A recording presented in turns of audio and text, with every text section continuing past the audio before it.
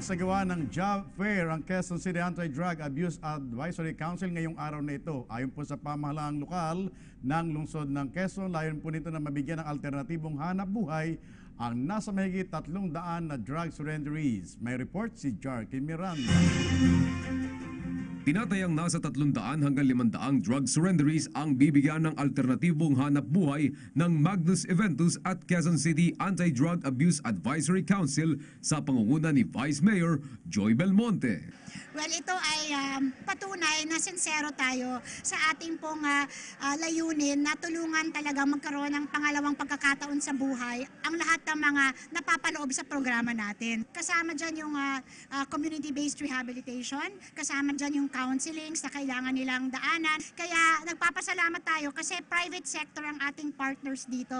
At napakaraming private sector organizations katulad nga nitong Magnus Eventus na lumalapit sa atin ngayon at gustong tumulong. No?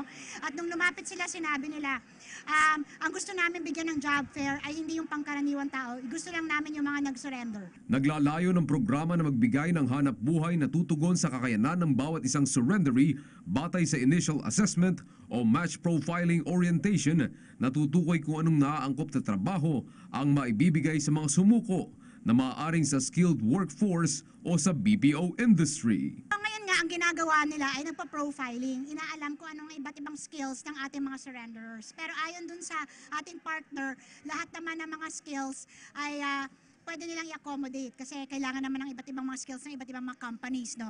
Tapos we are also working with TESDA. Kasi isa sa gagawin natin ay magbibigay din tayo ng skills training sa mga surrenderers natin. So kung ano man ang pagkukulang nila para sa paghahanap nila ng trabaho, dadaan muna sa TESDA. Pero ultimately, our goal is magkaroon sila talaga ng pangkabuhayan. Nakiisa rin sa job fair si QCPD Director Gilior Eliazar at Quezon City Councilor Gian Soto na nagagalak sa progresibong proyekto ng Vice Alcalde kung saan nakapagtala ng 19 na barangay na drug-free sa buong lungsod Quezon. Para sa PTV News, Jarky Miranda.